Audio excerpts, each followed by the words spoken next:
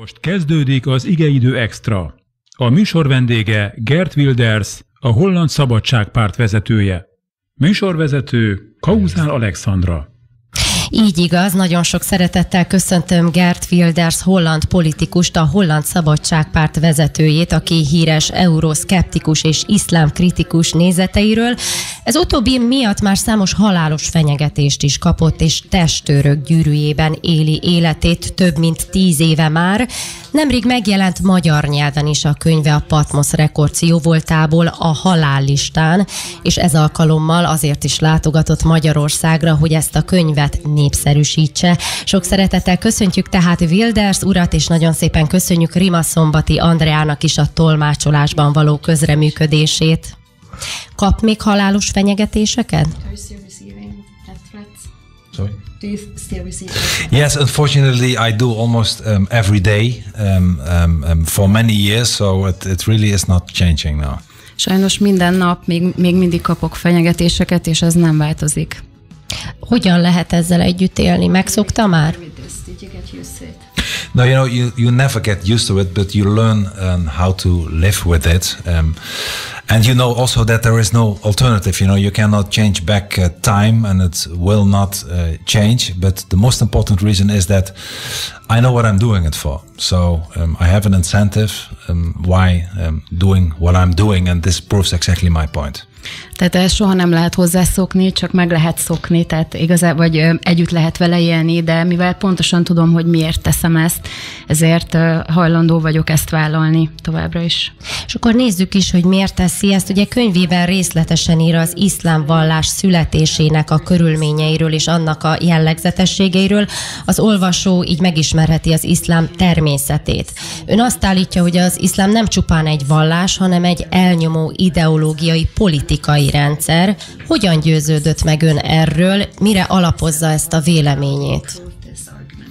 Well, there are many ways to prove it, but maybe there's one most important subject, one most important example to prove that it's not so much a religion but an ideology.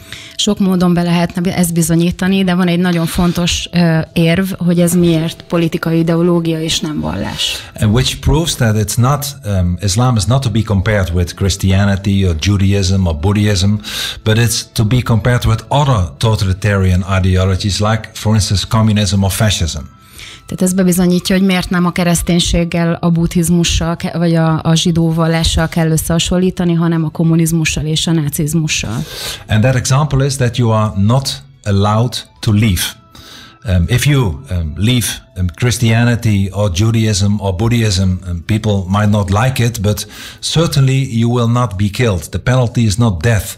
And with Islam, like with other totalitarian ideologies, you are not allowed to leave. The penalty on apostasy is death, and that makes it more than anything else an ideology and even a totalitarian one. És ez az érv az, hogy nem lehet elhagyni. Tehát, hogyha az iszlám, vagy ha a judaizmusból, vagy a buddhizmusból, kereszténységből kilép valaki, az nagy valószínűséggel nem tetszik az embereknek, de ennek nem halálbüntetés a vége, míg hogyha az iszlámból valaki kilép, azt halálbüntetéssel büntetik, és ebből is látszik, hogy nem vallás, hanem egy ideológia. Secondly, it wants to dominate not only a whole person's life, but it also wants to dominate a whole society. The word Islam means to submit, to subjugate. Islam is not there to integrate or to assimilate. It's not about life, it's about death and submission, and that makes it also different.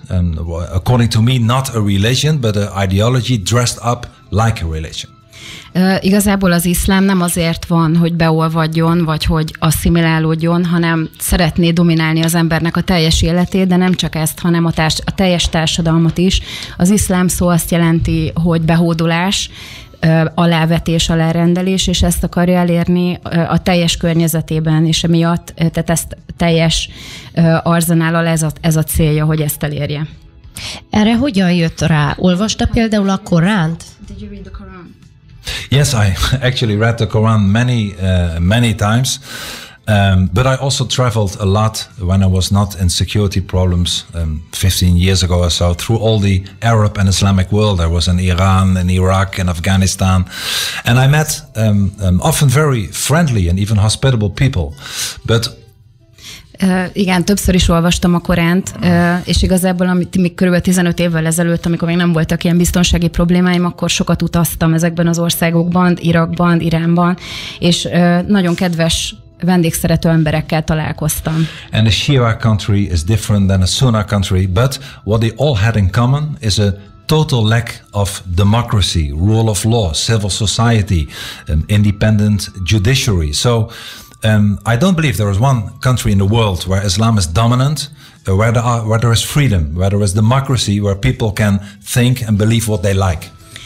Igazából egyik országban sem találkoztam a demokráciával, az volt egyedül közös bennük, ugye különbözik a síita és a szunnita ország természete is egymástól, viszont ami közös, hogy teljesen hiányoznak a demokratikus értékek, és igazából ebből a szempontból semmilyen jogrendszerük, vagy valamiféle olyan társadalmi berendezkedésük sincsen, ami hasonlít ehhez. And the Quran states about Christians, about Jews, Jews are being called monkeys and pigs, that either they pay what they call the jizya, the taxes when they live in Islamic society, or they confer and change into Muslims, or the penalty is death.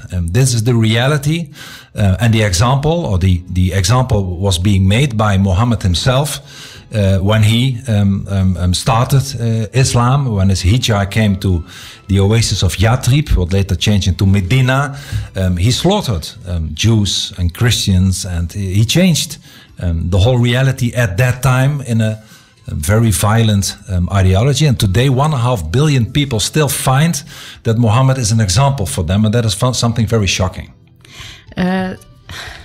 Tehát a Korán beszél a zsidókról is, és a keresztényekről is. A zsidókat például majmoknak és disznóknak nevezi, és igazából az a feladatuk, hogy fizessék a dzsizyát, a fejadót, vagy ha nem fizetik, akkor vagy áttérnek, vagy meghalnak. És igazából ez a realitás minden másnak, ami nem az iszlámba tartozik bele, és amikor Mohamed, tehát ugye Játribba átvándorolt, és megalapította ott az iszlám vallást, akkor ezt a példát követi, és a világon ma 1,5 milliárd ember van, akik ezt a mai napig követendő példának tartják. Érdekes, hogy ön ezt a tapasztalatot, ezt a konklúziót vonta le a Koránból, illetve a saját tapasztalataiból, míg ugye sokan azt vallják, hogy a muszlimok többsége mérsékelt és nem radikális, és az iszlámban nem is létezik a terrorizmusról szóló doktrína. Egyesek még a békevallásaként is titulálják az iszlámot, és azt is mondják, hogy ugye sokat köszönhet a nyugati civilizáció az iszlám kultúrának. Miért létezik ennyiféle olvasata, értelmezése az iszlámnak ön szerint? Well, the problem is Islam has no interpretation. Az iszlámnak nincsen értelmezése. I mean, this is one of the problems with Islam. You don't see Islamic yeshivas or schools where the Islamic law is interpreted. It's impossible. It's the word of God given to Gabriel, the archangel, and Muslims believe that it cannot be changed. Of course, not all Muslims are radical. I know that. Tehát igazából nem lehet látni olyan iskolákat, ahol értelmeznék az iszlámot, hanem azt állítják, hogy ez az Isten szava, amit Gabriel arkangyalnak adott, és hogy ezt így kell betartani, ahogy van, és nem lehet rajta semmit változtatni. Tehát igazából emiatt nem lehet mondani, hogy lenne bármilyen értelmezés. So you have radical Muslims and you have moderate Muslims. But there is only one Islam, and that is the Islam from the Hadith, from the life of Muhammad, from the Quran, from the Sharia law, and that is the only Islam that really exists. And of course, as I said today before, not all Muslims are terrorists. It would be ridiculous to suggest, but almost all terrorists today are Muslims, and that is the reality as well. Tehát vannak radikális és vannak mérsékelt muszlimok is, viszont a hadiszokban és a Koránban, a saria törvényben a követendő példa az, ami mindenki számára érvényes, az az iszlám. És igazából, ahogy ma korábban már mondtam, nem minden muszlim terrorista, viszont minden terrorista úgy nagyjából muzulmán. És igazából ez egy olyan probléma, ami ebben gyökerezik. And in my own country, Holland, for instance, there was a study from the University of Amsterdam, and it proved that more than 10% of the Muslims in Holland today, which is more than 100,000 people, say that they are able and willing to use violence in Holland in the name of Islam. This is an enormous amount of people, more than 100,000, twice the amount of the Dutch army, because of what the Quran and the life of Muhammad has taught them. So this is an enormous threat to our Western societies. Az Amsterdam Egyetemnek volt nemrégiben egy felmérése, hogy Hollandiában az ott élő muszlimoknak a 10%-a, ami ugye több mint 100 000 ember, az 1,1 millió muszlim él Hollandiában, az azt mondja, hogy hajlandó és kész arra is, képes is, hogy Hollandiában, a holland területen az iszlám nevében erőszakot alkalmazzon. És igazából ez a 100-110 000 ember, ez kétszer annyi, mint amennyi a holland hadseregnek a létszáma. Ezzel azt mondja, hogy a mérsékelt muszlimok is nagyon könnyen radikalizálhatóak? So do you think that the moderate Muslims can be radicalized? Yes, you know, the Quran itself says that in a certain verse that Muslims who don't believe every surah of the Quran are no Muslims. So according to the Quran, there are no moderate Muslims. You either adapt all or you don't. Now, I acknowledge that there are people, whatever the criteria are, that are not willing to use violence. Igazából tehát a Koránban van egy olyan szúra, ami kimondja, hogy ha nem hiszel minden egyes szúrában, ami a Koránban van, akkor nem vagy igazi muzulmán. Tehát igazából az iszlámon belül nem létezik mérsékelt vagy radikális muszlim, hanem ez az iszlám. És igazából ezek viszont nagyon sok ember van a közösségen belül, akik nem hajlandóak ezt a részét a parancsolatnak megtartani. But you see that, as I said, the Islam as an ideology wants to submit. Is not built to work together or to integrate in a society. So I believe indeed that the more Islamized the country become, the more difficult it will be for non-Muslims, whether they are apostates or Christians or Jews. Look at the faith of Christians today in any Islamic society. Look at the faith of any Jewish person today, if they still exist in any Islamic society. It's a hell.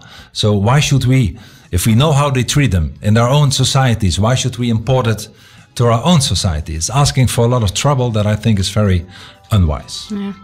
Tehát az igazi probléma az az, hogy ennek ellenére minél iszlamizáltabbá válik egy társadalom, annál nehezebb lesz az élete azoknak, akik nem muzulmánok. Teljesen mindegy, hogy ezek ateisták vagy keresztények. Tehát ha ma megnézzük a keresztényeknek az életét, tehát alapvetően politikailag is nehezebb a keresztényeknek, és ebből a szempontból ugye az minél több iszlám ideológia van a társadalmon belül, annál inkább biztos, hogy mindenki másnak pokollá teszik az életét.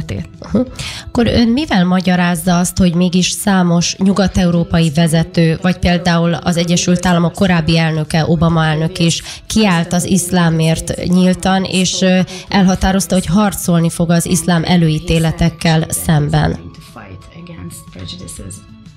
Yes, well, it's even worse. In one of my first chapters in my book, I say that when Mr. Obama became president, he went to a famous Islamic university in Cairo, and he did what we call appeasement. He behaved as what we say a dhimmi does. He submitted, and he said that it was great, and Islam is a good thing for society, and he said a lot of things that unfortunately were not true. You know, a lot of people are afraid to speak the truth. A lot of people, but maybe you should translate first. Tehát ez még ennél is sokkal rosszabb. Ugye Obama a Kairó Egyetemen tartott egy előadást, amivel egy olyan alapállást vett fel, amivel kifejezte, hogy ő egy dhimmi, ami egy alárendelt forma az iszlám tehát lényegében egy szolgai formát jelentett ki, és a tiszteletét is kifejezte az iszlám felé, azt mondta, hogy ez egy pozitív dolog a társadalom szempontjából, tehát igazából nem csak, hogy támogatja, hanem ezzel kifejezte az iszlám világ számára, hogy alárendeljük magunkat neki. As a matter of fact, Obama was holding a speech in a university where non-Muslims, like Christians or Jews, are not allowed to study. And they didn't hear anything about that.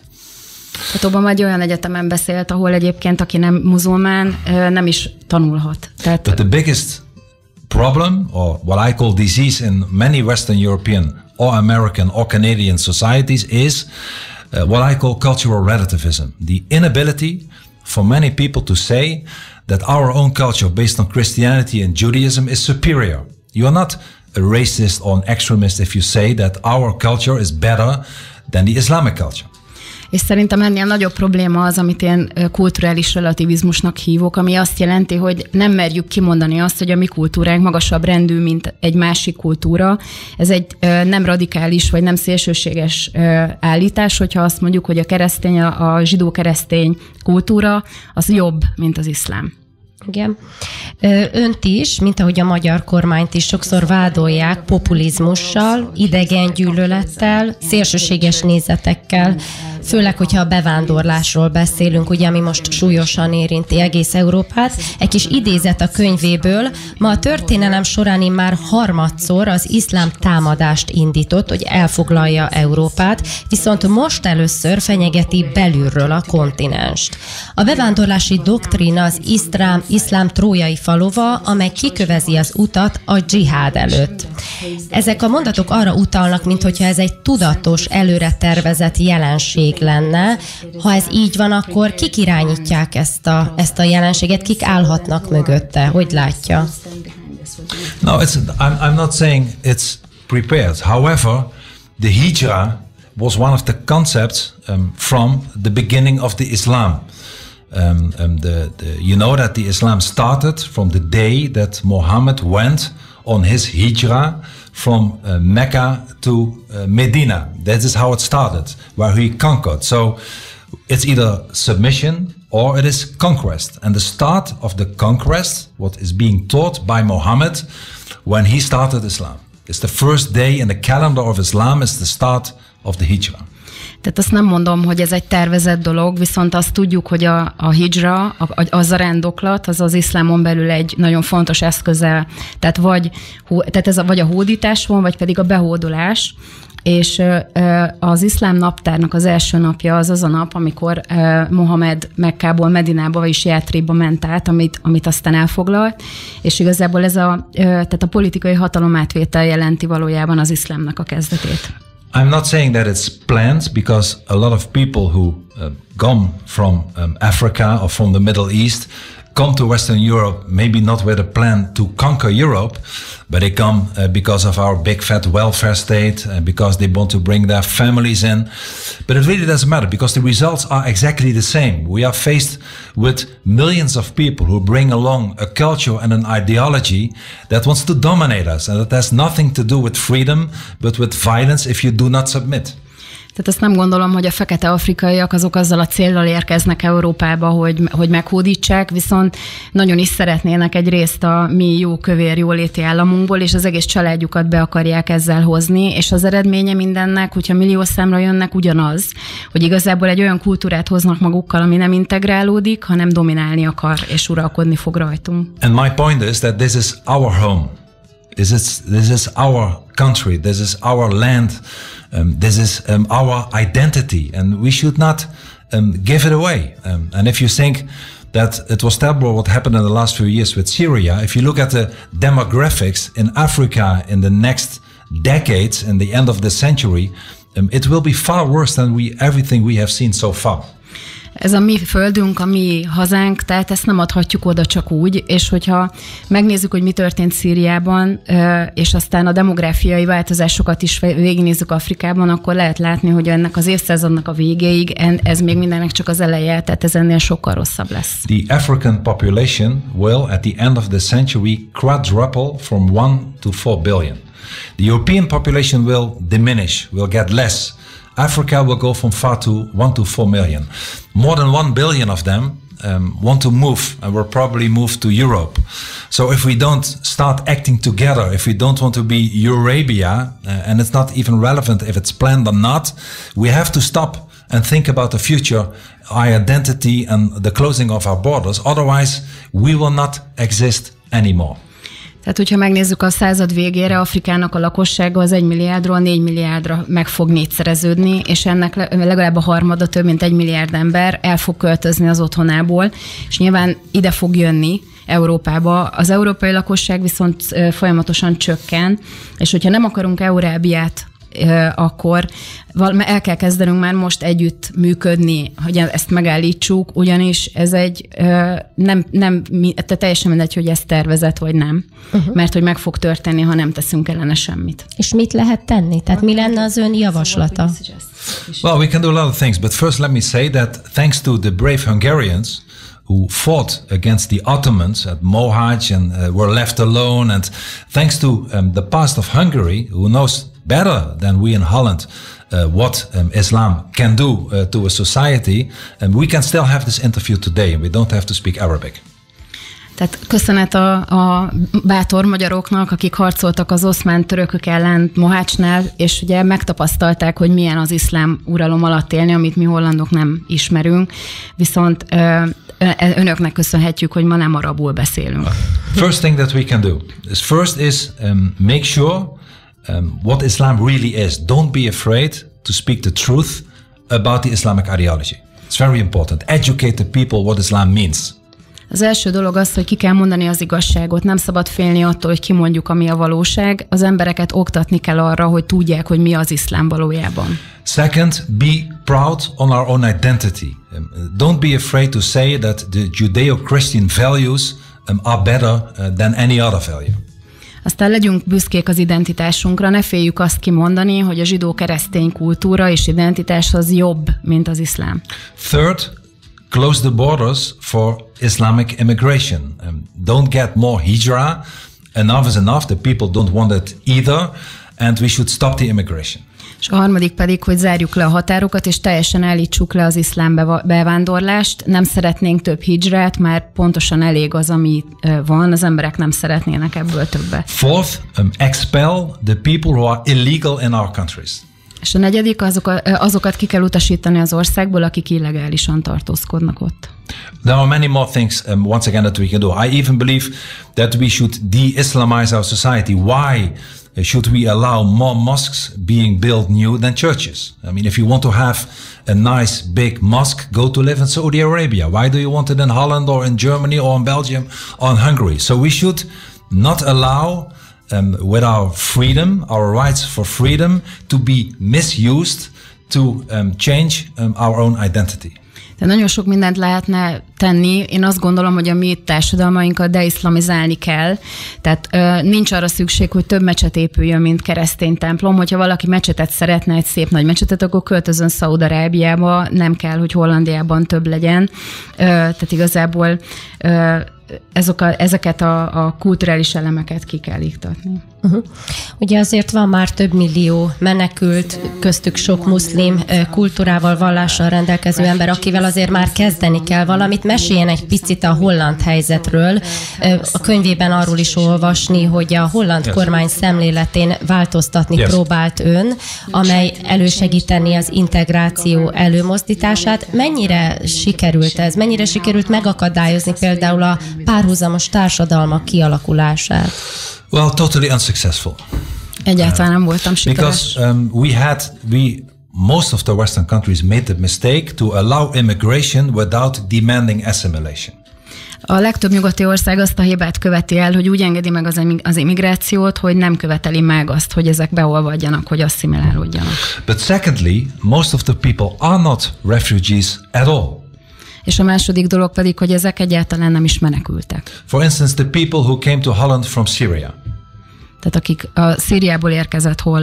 akik Szíriából érkeztek Hollandiába. They went through Greece to Macedonia to Croatia or Hungary to Austria to Germany to Holland. So they passed 6 safe countries in order to come to Holland or Germany or the United Kingdom.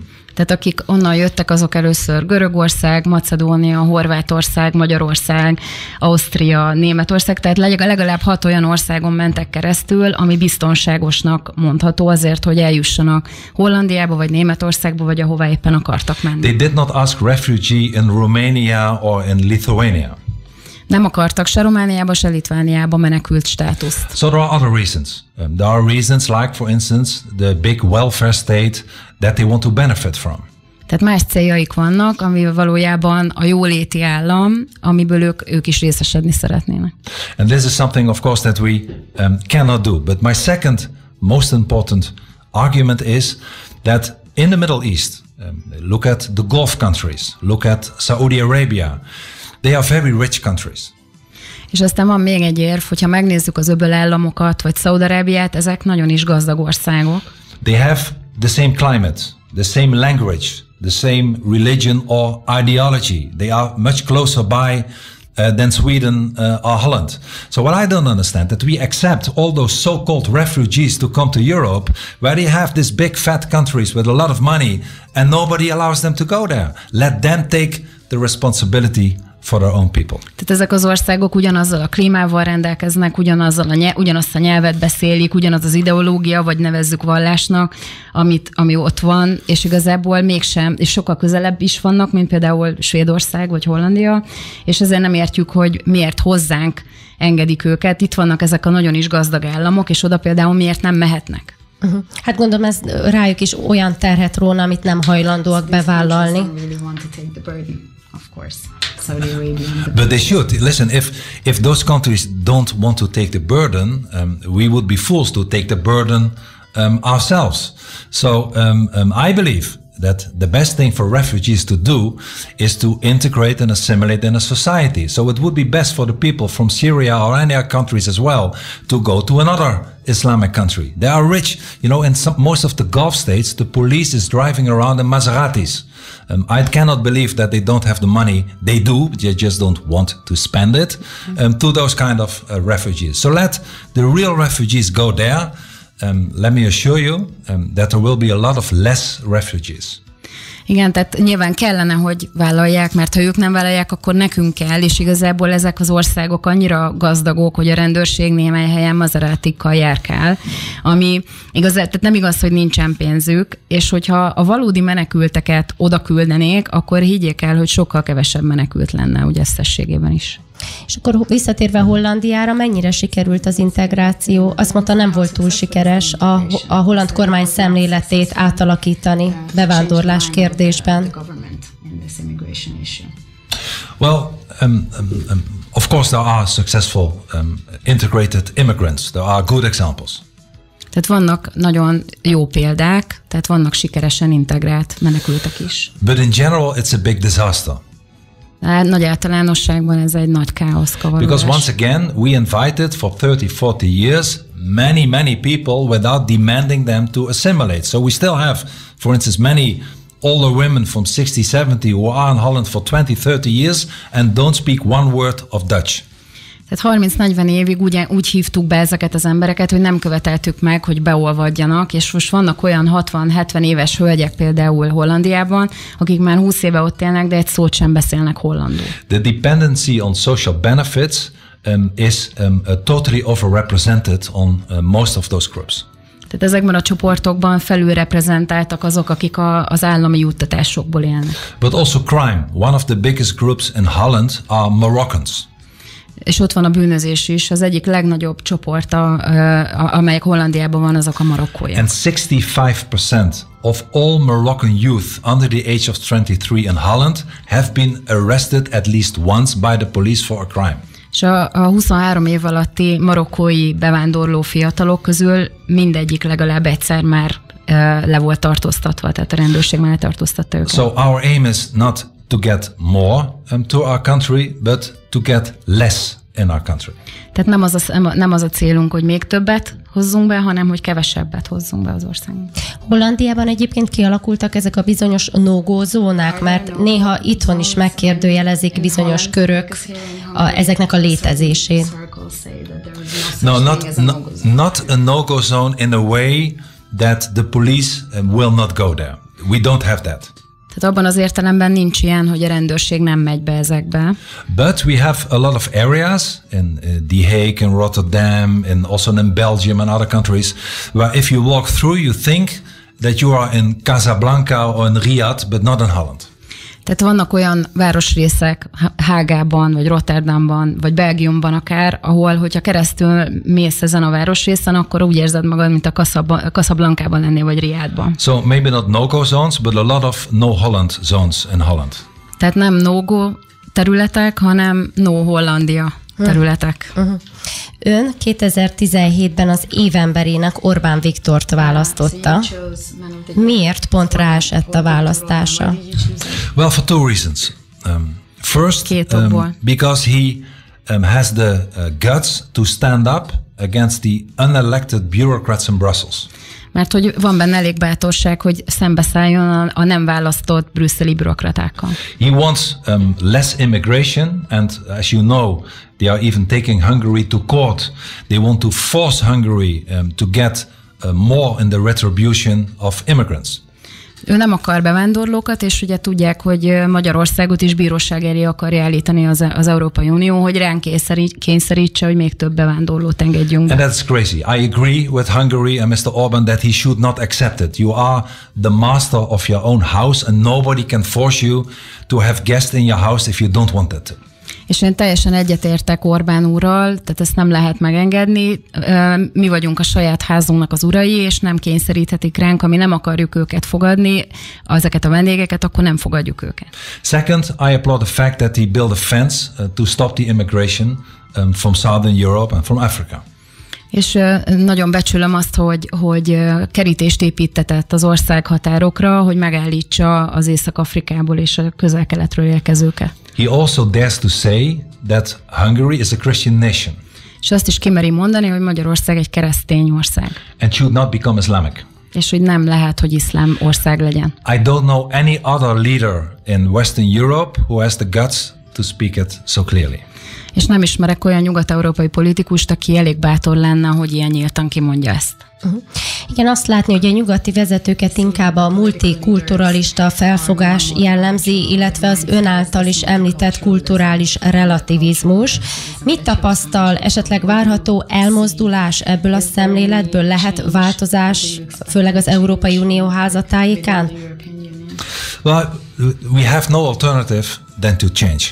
Nincs más választásunk, mint a változás. Because as I say, it's an existential problem. If we don't act now, we will cease to exist at the end of the century. Ez egy létezésbeli kérdés, hogyha most nem teszünk semmit, akkor a század végére megszűnünk létezni. And I am positive because I see that in many European countries, the people because of also the negative effects of the asylum crisis, really see the truth now more than they did 10 years ago. És azért vagyok optimista, mert hogy az emberek most sokkal jobban látják ennek a menedékkérdésnek, vagy a menekült kérdésnek az árnyoldalait, mint amennyire 10 évvel ezelőtt ezzel tisztában volt. Parents are afraid to send their daughters to school or an evening to let them go to town. Tehát a szülők félnek a lányaikat akár iskolába elengedni, vagy esténként, hogy szórakozni menjenek. There is a lot of crime, a lot of rape, a lot of things that we have not experienced in that amount before. Nagyon sok a bűnözés, az erőszak, és ezt korábban nem tapasztaltuk meg ebben a mértékben. And people are not xenophobes. Ezek az emberek nem xenofóbok, nem idegengyűlölők. In Holland, we want to stay tolerant. Hollandiában mi szeretnénk toleránsak maradni. But we have to be tolerant at the people who are tolerant to us, and we should stop being tolerant to the people who are intolerant to us. I believe that we should start getting intolerant to the people who are intolerant to us as well. Tehát nekünk azokkal kell toleránsnak lenni, akik velünk is toleránsak, és akik intoleránsak, azokkal nekünk is intoleránsnak kell lenni, és ezt végre el kellene kezdeni, hogy valóban nem lenne szabad tolerálni azokat, akik velünk szemben sem adják meg ezt. So the vox populi, the voice of the people is changing, and that's why I'm still very positive. Tehát a nép hangja az változik, és ezért nagyon optimista vagyok. Akkor Európa jövőjét nézve optimista? Lesz változás ebből az irányból? Of Europe, so for the whole. Do you mean Europe or the European Union? Európára gondolok úgy elsősorban. Well, once again, what will happen later of the century when it comes to the demography in Africa and the mass immigration to Europe, only if we take the measures that I mentioned before, I believe Europe can survive. But the best way to do that is to reinvent the nation state, to get once again the reinvention of the nation state with the national identity, be proud on the national culture. And I believe the best thing to do that is inside Europe, but outside the European Union. Hogyha megnézzük Afrikának a demográfiai változását, akkor azért ez biztosan nagyon nagy hatással lesz a század végéig, viszont ehhez, hogy ezt meg tudjuk állítani, újra fel kell találni, újra fel kell találni a nemzetállamot, tehát nagyon büszkének kell lenni a nemzetünkre, és én hiszem azt, hogy ezt Európán belül meg lehet tenni, de az Európai Unión kívül. Még egy-két személyes kérdést engedjen meg. A könyvében például azt írja, hogy nem jelenti ki kategórikusan, hogy nincs Isten, pusztán tudomásul veszi, hogy nem tudja, létezik-e Isten. Ebből azt szűröm le, hogy velünk ellentétben ön nem egy elkötelezett keresztény vallásos ember, és mégis elkötelezett abban az irányba, hogy felvegye az iszlám veszéllyel szembeni harcot. Mi inspirálja? Yes. Well, I'm what people call agnost, exactly as you said. But I know that many people in Holland, but all over Europe, who are not maybe an active Christian, can subscribe to the values of Christianity.